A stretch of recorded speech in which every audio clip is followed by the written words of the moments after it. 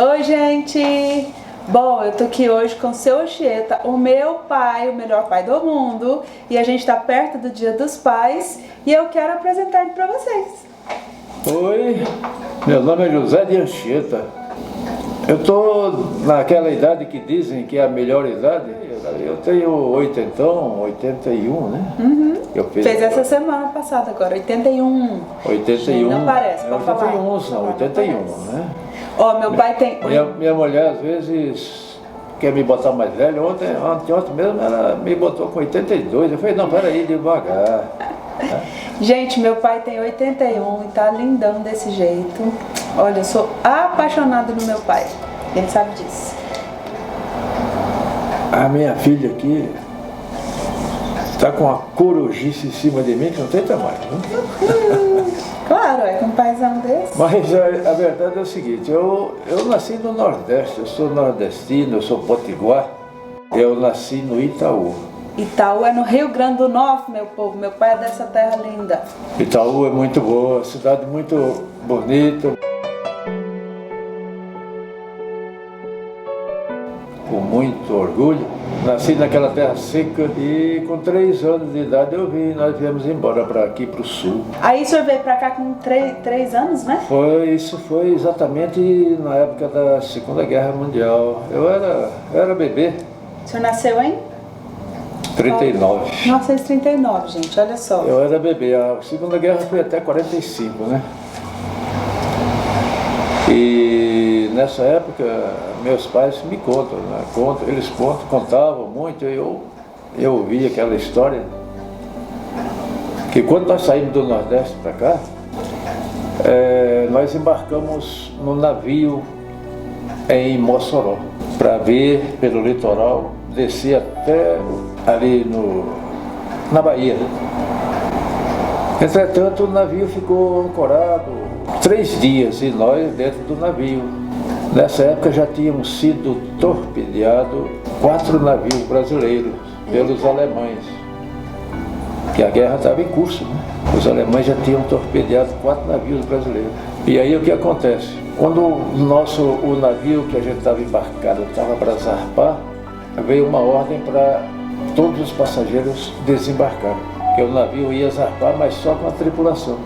Aí nós descemos, né? Desembarcamos, o navio foi embora. Resultado, quando o navio entrou em alto mar, ele foi afundado, ele foi torpedeado. Uau! Ou seja, então foi o primeiro livramento nosso, né? Primeiro livramento de todos nós. Quase que eu não nasci, misericórdia. Quase que ele nem me conhece. Quase que o senhor nem conhece minha mãe. Gente, minha mãe tá aqui, ó, babando. Aí nós viemos por terra mesmo, por Que caminhão. livramento, né? Primeiro livramento mesmo, Foi. assim. O primeiro livramento foi esse. Aí vocês vieram por terra como?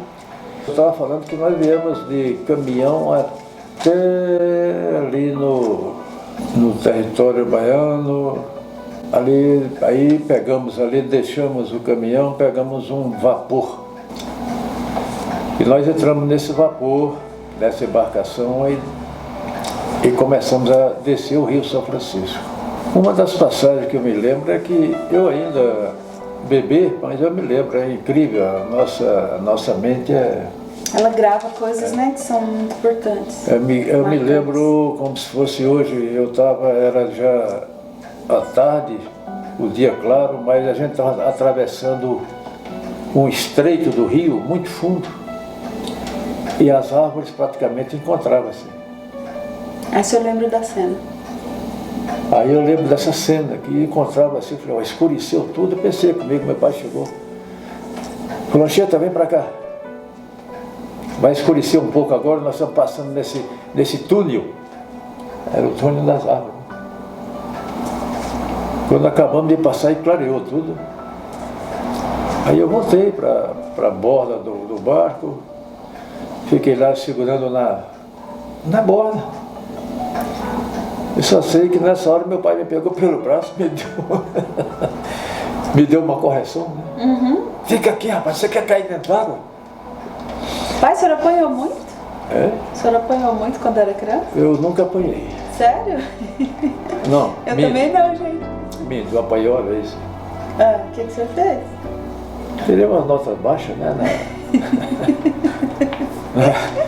Na terceira série primária. Aí cheguei em casa, meu pai me pegou de gorrião. Foi a primeira vez que eu apanhei e a última também. Eu me Pai, lembrei bastante. Hoje não se pode fazer isso, né? Hoje não se pode fazer isso, não pode dar palmada do menino porque está agredindo, as leis já não permitem, mas uma correçãozinha sem tortura é bom. É importante, né? É. Mas o senhor também nunca me bateu não, né? Não? Porque é uma filha boa demais. Se bem que você merecesse umas corrionas, mas... Não, gente, mas é assim, aqui em casa era tipo assim, ó. A gente nunca apanhou, mas o olhar desses dois aqui, porque minha mãe tá bem do lado aqui, o olhar desses dois valia por uma surra. O olhar e o beliscão deles. Porque não batia, mas tinha um beliscão forte, que eu lembro até hoje. Né, pai? Eu sei que o senhor trouxe tudo que o senhor aprendeu com o vovô para sua vida de pai. Mas uma coisa que te marcou na vida do vovô, que você falou isso, eu vou fazer quando eu for ser pai. Ah, meu pai, eu admirava demais meu pai. Minha mãe também. A primeira coisa que eu admirava nele, ele nunca gritou.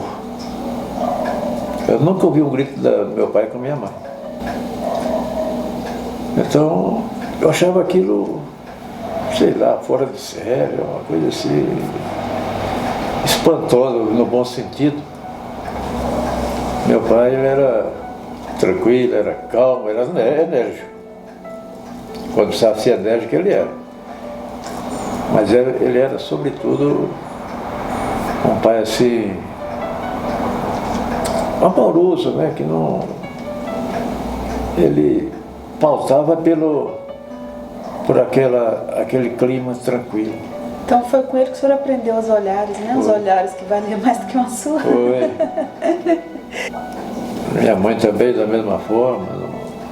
Eu lembro dela muitas vezes, ela em situação difícil, que eu notava às vezes entre os dois, né?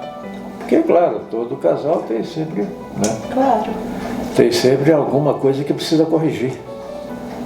Eu nunca vi eles extrapolarem no sentido de eu ter medo deles chegarem às vias de fato.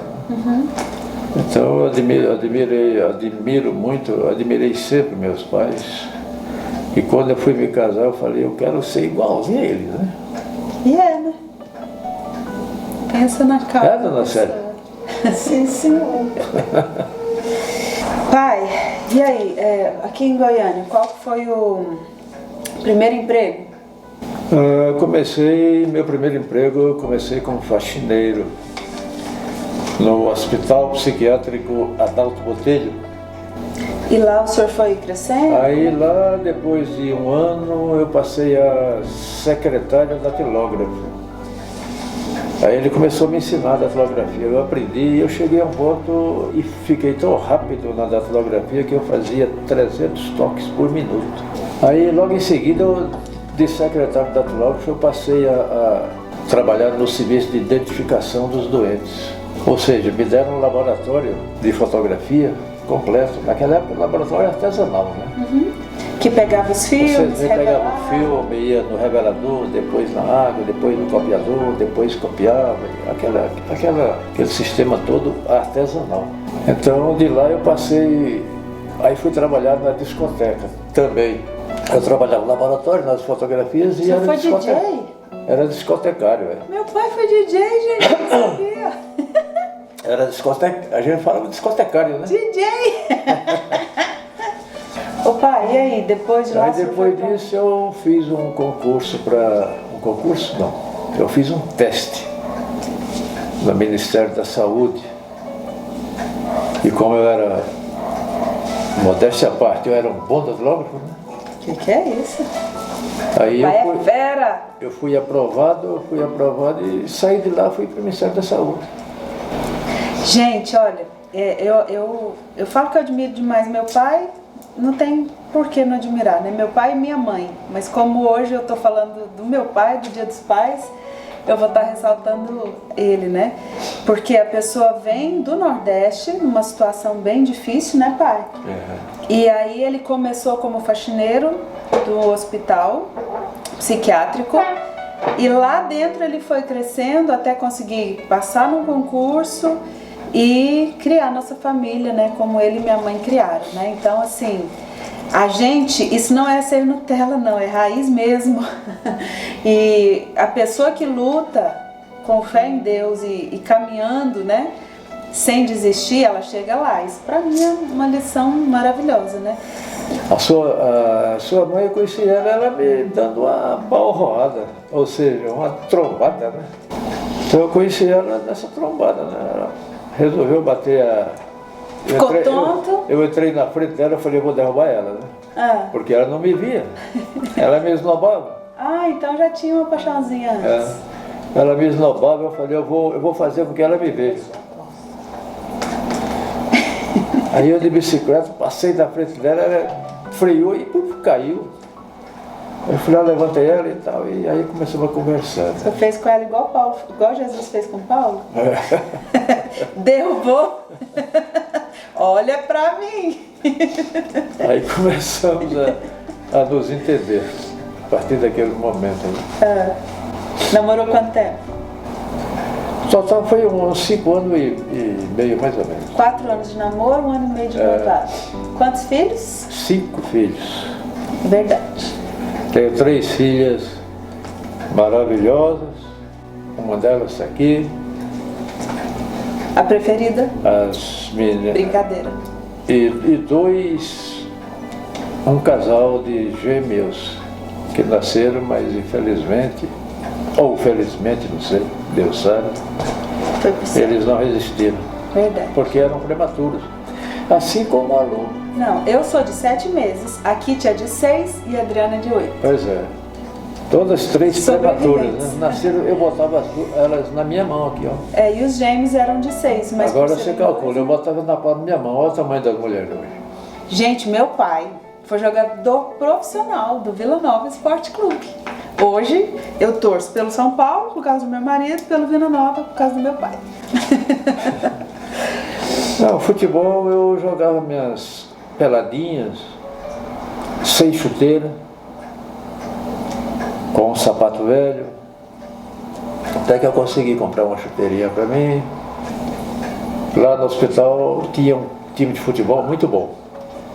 E eu passei a jogar nesse time de futebol lá e eu era o artilheiro. Eu era marcador de gol. E belas pernas. Eu era marcador de gol. Minha mãe sussurrou aqui, era belas pernas. Eu não sabia que ela já me observava, viu? A trombada tinha investimento de cá e de lá já, né? Aí, no Adalto Botelho, comecei a jogar. Depois, o capitão Onésio Brasileiro Alvarenga, presidente do Vila Nova, foi lá no Adalto Botelho me convidar para ir para o Vila. Sabia? Olheiro, né? Alguém tinha informado que eu jogava ali e tal, aquelas coisas que você joga bem, e tal. Vamos lá para o Vila, fazer um teste. Eu fui, passei e comecei a jogar no Vila Nova. Eu já era funcionário público e era profissional do Vila. Aí o senhor teve que optar pela profissão. Aí eu tive que optar. Ou eu ficava no Vila Nova, ou eu seria funcionário público. Mas isso não foi problema não, porque você jogou bola a vida inteira, né? Meu pai jogou bola a vida inteira, nessa pandemia que ele tá parado, né? Mas até hoje, aos 81 anos, ele joga bola. Tá, e o senhor teve 3 filhas, né? Teve 5, né? Mas as 2 foram embora primeiro. Pai, como é ser pai de 3 filhas? Trabalho demais? É fácil demais. Quem deu mais trabalho? As 3. As 3. Então conta pra gente da conversão do senhor. Antes de me converter, eu e a minha mulher, a gente gostava muito de crentes, né? Ele lá e a gente aqui. É tanto que quando chegavam as amiguinhas delas aqui, que elas já eram convertidas, com exceção da Kitty, era a Adriana e a Lu.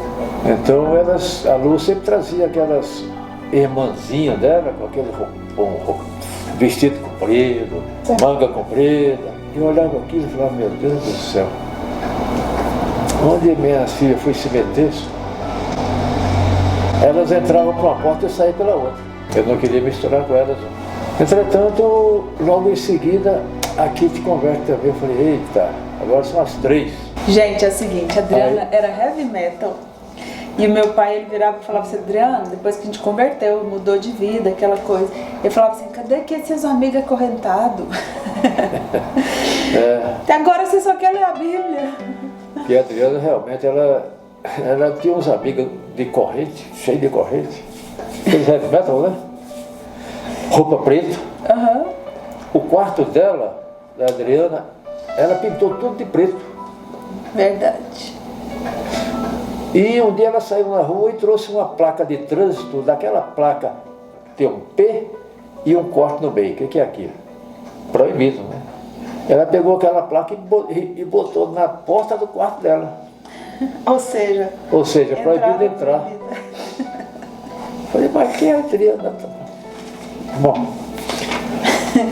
moral da história. E vai, e elas para lá e eu para cá. E a gente se converteu. Aos domingos elas se converteram.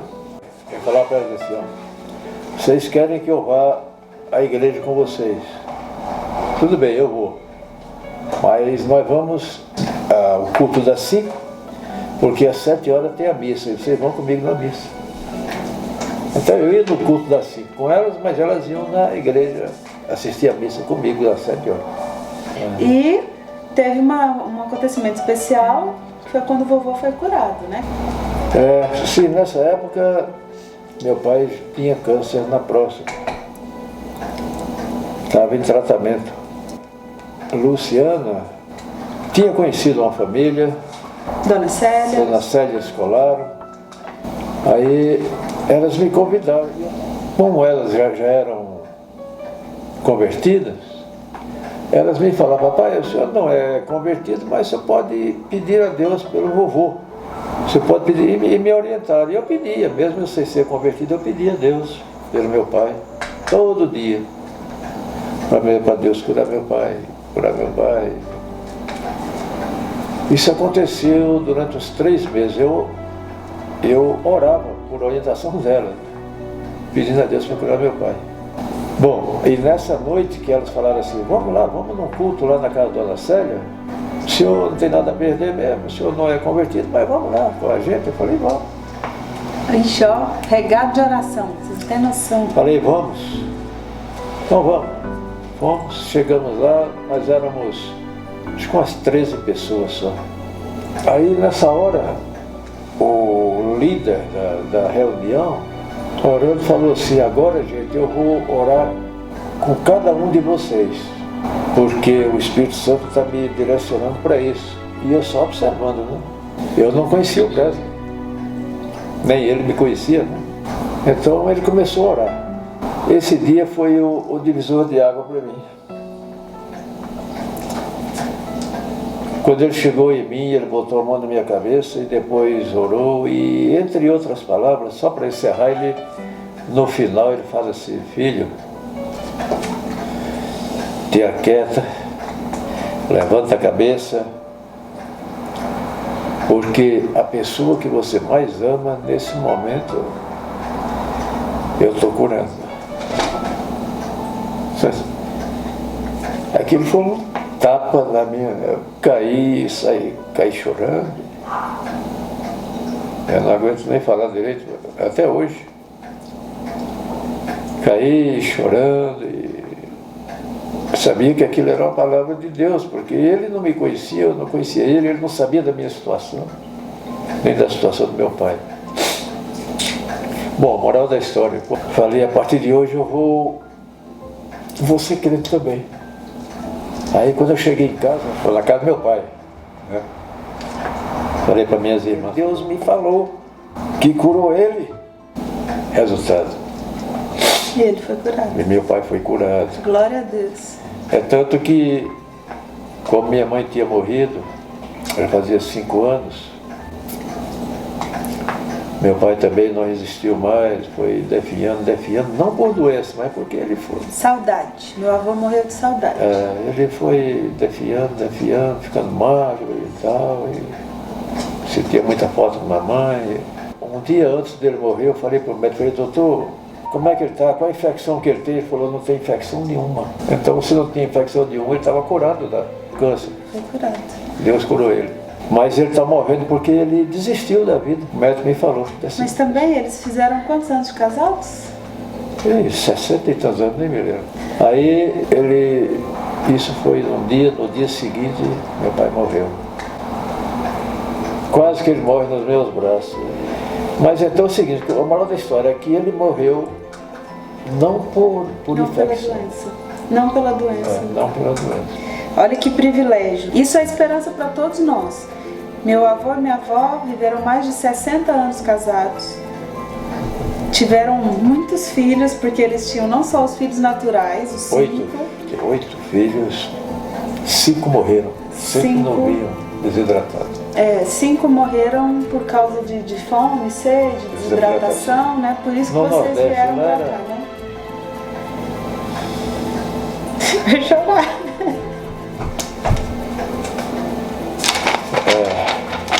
Porque naquela época o Nordeste era castigado, como sempre foi, pela seca, e a vida era muito dura. Eu falo isso não porque eu tenha tido conhecimento de causa, mas porque meus pais me contavam. 5 irmãos, né? Aí os 5 nasceram antes de mim. Aí depois que eu nasci, eu fui o primeiro a vingar, quer dizer, vingar é resistir, né? Depois veio a Célia, depois Delma. Mas o fato é, meus avós, né, por parte de pai, viveram mais de 60 anos juntos. Meus avós, por parte de mãe, viveram quantos anos, mãe? Mais de 50 anos juntos. Meu pai e minha mãe, esse mês, fizeram 55 anos de casado. Então, assim, é muito bom poder falar isso para vocês, porque hoje as pessoas estão desacreditadas do casamento, né?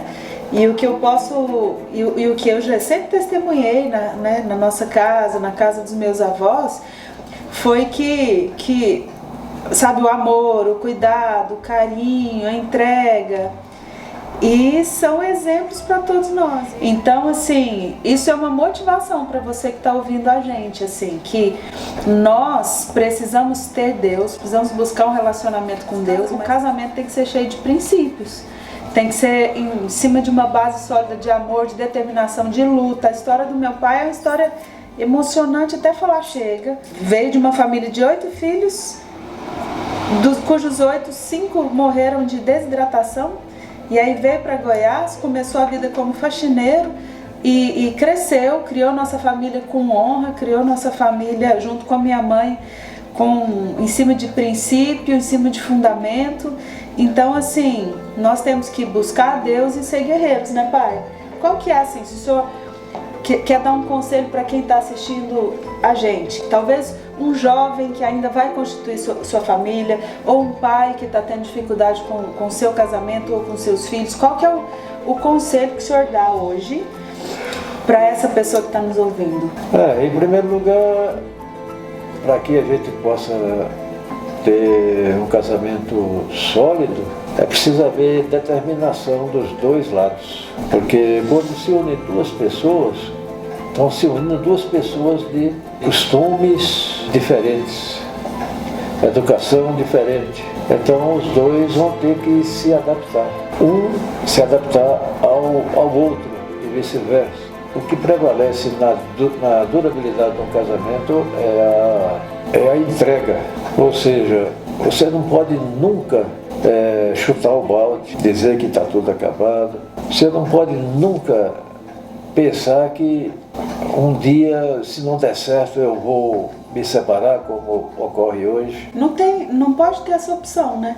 Não pode. Não pode ter plano B, só tem plano A. Pode não, porque muitas vezes acontece que com muitos casais se casam, se der certo nós ficamos, se não der nós separamos, ele já entra com aquele pensamento negativo. Eu acho que isso aí é criminoso.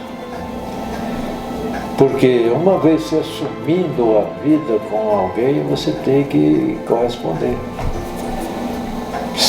Por exemplo, se eu estou Se eu estou em litígio com a minha mulher, por um ou outro motivo, eu tenho que esperar o momento certo para ver se eu consigo corrigir aquilo. Que às vezes não é na hora, né, pai? Porque um ou outro está nervoso. Porque muitas vezes, se a gente for resolver a situação cabeça quente, aí explode tudo. Então acho que esse é o segredo, você tem que sempre ponderar. Não, espera um pouquinho, depois nós conversamos. Conversamos, não é brigamos. Não é. E para um pai? E também era uma promessa que eu tinha feito para mim mesmo, que eu falei, eu quero ser igual ao meu pai. Meu pai era um homem assim, ponderado, era um homem tranquilo, calmo. Claro que ele tinha seus momentos de dureza, de discussão, para colocar as coisas no lugar, mas colocar as coisas no lugar, não entrar por outro caminho, né? Eu falei, eu quero ser um homem que eu vou honrar a minha família, e eu quero ter uma família unida, apesar de todas as diversidades que podem vir, mas... Né? E eu acho que eu estou conseguindo, né? E para filhos, qual o conselho que o senhor dá para talvez um pai que está tendo dificuldade com os filhos? A gente deu muito trabalho. Para começo de conversa, eu nunca bati nas minhas filhas. Mas merecia. Mas merecia. Porque, primeiramente, eu pautava pela conversa. Eu sentava na frente delas assim e rasgava o véu. Nunca precisei bater em nenhuma delas. E elas me honraram toda a vida até hoje. A única que eu dei um puxão de orelha para carregando foi a Kitty. Mas o filho é o seguinte, você tem que saber segurar a impetuosidade dele. Porque criança é impetuosa, criança se deixar ela pronta. Hoje eu vejo a criação das minhas netas, pela Lu, o Kiko, os meus netos por parte do Maurílio e da Adriana, não são meninos rebeldes, são meninos também educados. São aquelas crianças que, eu sou suspeito de falar, né? São educados demais. Uma palavra só é bastante, não precisa repetir. Você fala com ela uma vez só, é o suficiente. Então são crianças que deixam a gente muito orgulhoso. Mas por quê? Porque existe ali um ensinamento por parte dos pais, trazendo a criança naquela bitola. Assim, é assim, do outro lado não dá certo, tem que ser assim. Então vou fazer uma pergunta para o senhor, que é uma pergunta que eu já fiz, né? Mas vou fazer de novo. Ser pai ou ser avô? Cada um no seu tempo, né? Não foi isso que ele me respondeu na primeira vez. Ele falou que ser avô é melhor que ser pai. Era aí, mas deixa eu terminar a resposta. Cada um no seu tempo. No tempo que a gente é pai, só pai, a gente tem um amor pelas crianças da mesma forma, pelos filhos. Entretanto, a gente não tem todo o tempo que a gente precisava ter para ficar com eles. Agora, quando avô, no meu caso, que já estou aposentado, aí você curte, dá doce. Aí eu curto minhas netas, quer dizer, as minhas netas para mim são netas com açúcar, sabe? Eita, é verdade. Então, não é que elas sejam melhor do que minhas filhas foram, mas hoje elas têm mais tempo e eu tenho mais tempo para elas. Eu entendo, pode ficar tranquilo. Eu tenho mais tempo para elas. Ser avô deve ser muito bom e ser avó deve ser muito bom. Pai, um bate-pronto rapidão. Um filme. Terror dos Mares. Um time. Goiano é o Vila. E do Brasil. Flamengo. É uma comida. Fígado de galinha. Uma praia. Uma praia, tem várias, né? A primeira que eu conheci foi em Pitangueiras, em Guarujá. Mas é que o senhor mais gosta? Mas a que eu mais gosto é da Ponte Negra, em Natal, na minha terra. Um sonho. Um sonho, posso falar? Pode. Viajar, viajar, viajar e depois de viajar bastante, viajar. Esse é um dos sonhos mesmo, realmente. Viajar muito. sem destino. Entrar no carro, ele, minha mãe e... Fazer igual nós fizemos uma das vezes, né? Que nós saímos aqui com vocês sem saber para onde ir, né? Exatamente, bom demais. Quando nós chegamos no Trevão, o que nós fizemos? Era 8 horas da noite, chovendo, nós sentamos numa mesa, eu, a Lu, a Célia e o Kiko. Aí fomos tirar para onde a gente ia, tirar No palitinho. no palitinho. Lembra? Lembro. Agora que eu lembrei, lembrava não. Tirar no palitinho para ver para onde é que a gente ia. Tiramos no palitinho e eu ganhei. Falei, então nós vamos aqui para o sul. Foi. Aí descemos para... Foi bom demais da conta. Fomos parar lá em Nossa, São foi Francisco. Goiânia agora, bom demais da conta. Um lugar. Que eu gostaria de ir? Não, um lugar que o senhor ama. Goiânia. Um texto bíblico. Isaías 41, 10 a 14. É uma passagem que eu gosto muito, porque marcou muito na minha vida, quando a gente era empresário ali na escola, e a gente estava atravessando uma dificuldade muito grande. Aí eu gosto muito desse texto porque eu estava na porta da escola pensativo. Eu estava parado lá e pensando, falei, como é que nós vamos fazer com isso? Aí de repente passa um irmão da igreja que eu não conhecia, não tinha tanta intimidade com ele, né? Ele passa de bicicleta, para lá na frente e grita lá do outro lado da rua: "Ó, irmão, tudo bem?" Eu sabia que eu tinha me convertido aqueles dias. Ele falou: "Ó,